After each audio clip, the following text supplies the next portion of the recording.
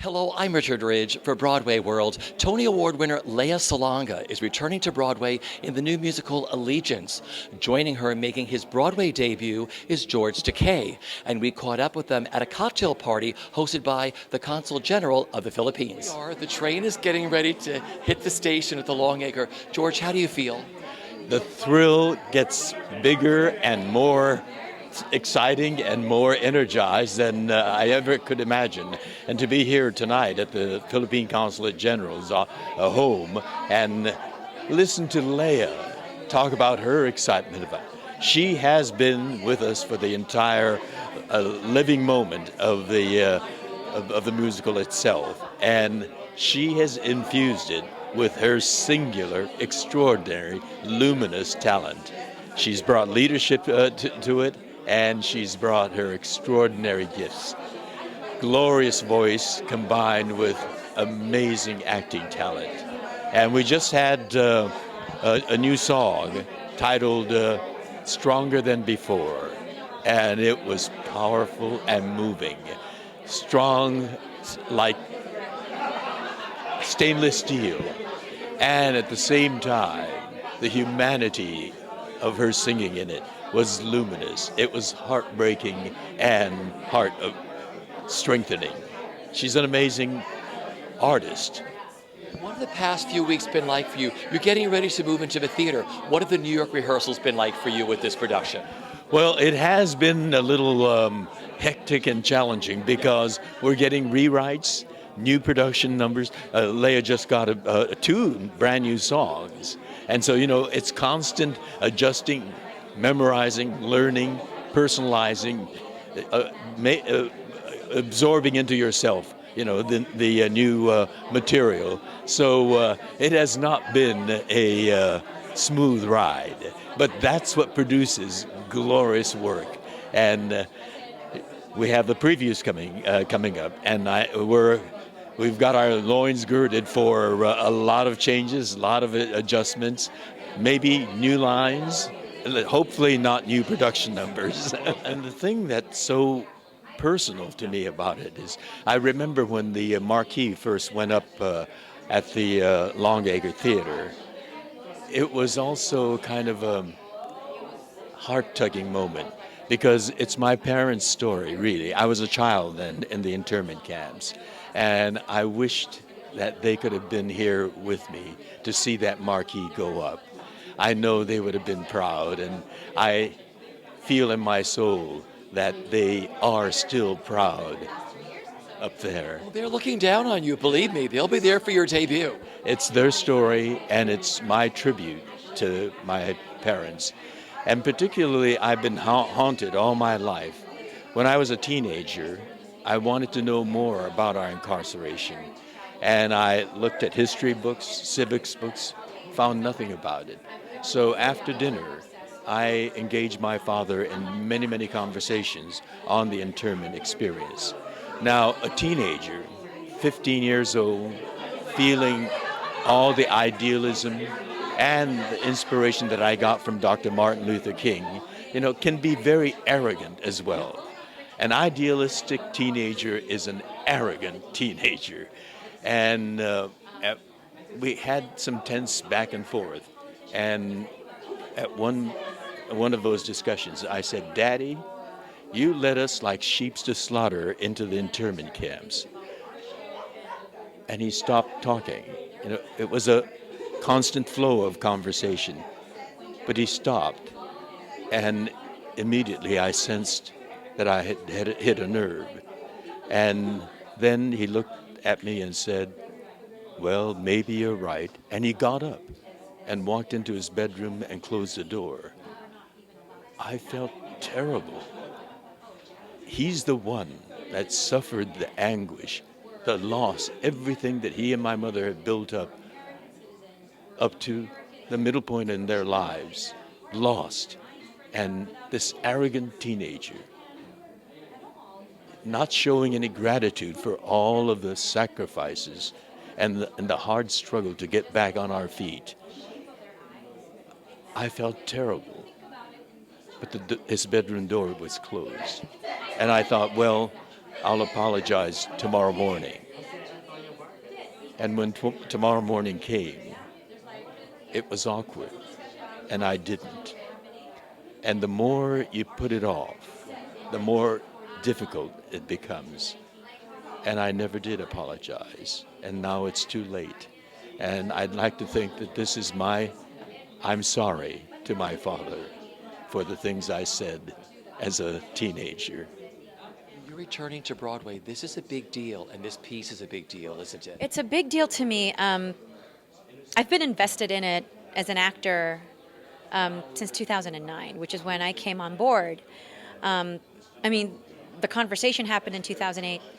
First reading was in 2009, and then almost every year since there was one New York reading, another New York reading, a workshop, San Diego, lab, and then a year of nothing, and now we're on Broadway. So it's like almost every year since 2009 there has been something.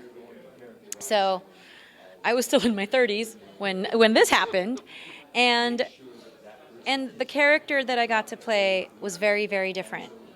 And there were characters that had to be killed off in order to really tighten the narrative and really make the story much more sharp and less muddled. So watching the evolution, I mean, I didn't keep all of my scripts because, no, it can't be attached to it. The music department's kept a lot of versions of the show, but just charting and tracking who each of these characters were. I mean, the one character that's pretty much remained intact from the beginning was Sammy, which is Telly Leung's character. Pretty much from the beginning, Sammy has been Sammy. I mean, age has changed. Is he high school? Is he in college? Is he out of college? What's going on? And so there's that. I mean, those little things, but pretty much that character, that major character, has remained the major character. Kay, on the other hand, had to undergo quite an evolution. Starting out, there was a Gloria, which was my character, who was like going to be a sister-in-law. There was an older brother, James, and then there was a mom, Kimiko. Now, James and Kimiko are gone, which leaves Gloria turning into Keiko, Kay. And Kay is like the mother figure and the older sister. So already you see where it blends, you know? But she also becomes the love interest of a resistor, who is Frankie, which is played by Michael K. Lee, who originally played the older brother of Sammy. Yeah, so it's kind of mind-blowing how every one of us has kind of evolved and changed along with the piece. And it's just wonderful that so many of the people who were there at the beginning are still kind of attached. Working with George, I mean, George is making his Broadway debut. What that means to you? It's the most awesome thing because just think about it. I mean, this is George Takei. This is Hikaru Sulu on Star Trek, which is one of the most iconic television shows ever.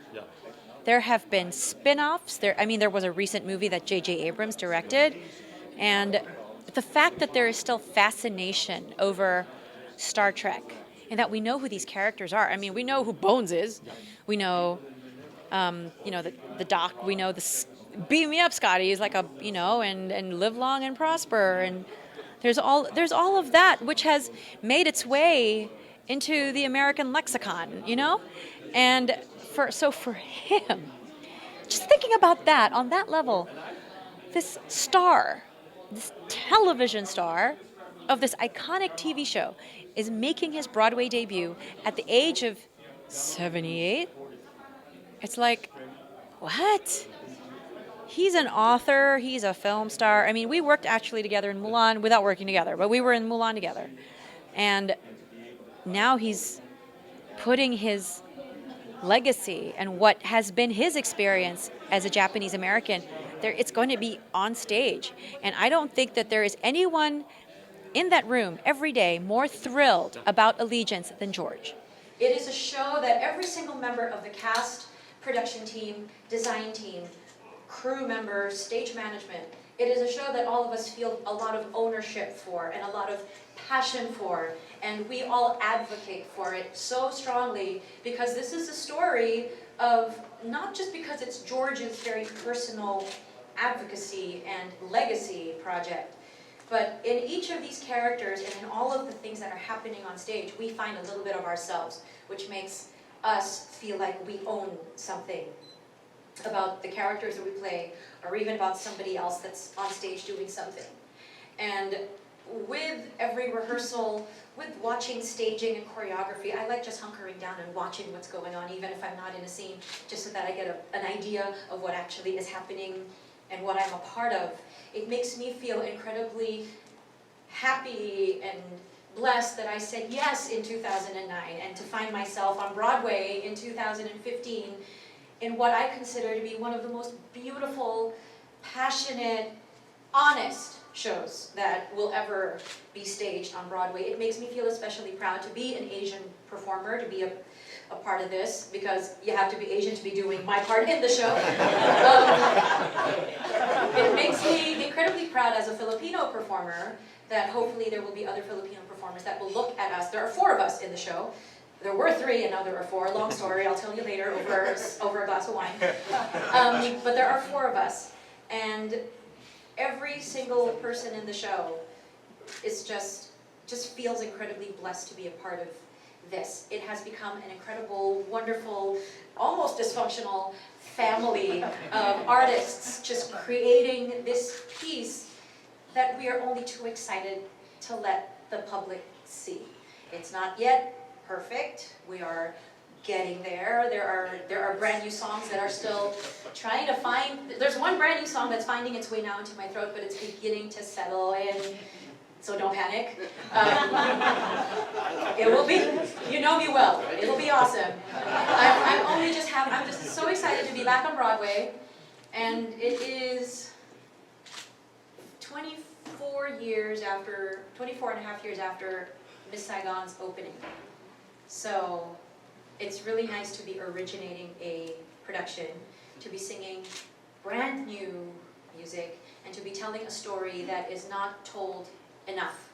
And I cannot believe how relevant this show is. It, I think, blows everybody's mind that whatever discussions seem to be happening on the news are actually being discussed in the show. So this show could not have arrived at a better time. And I'm just so proud to be a part of it. Thank you all very much, and we hope that you support the show and all of the performers who are in it, the 4 Filipino performers. And we are 23 cast members, and all of us are incredibly proud to be a part of this. Thank you very much.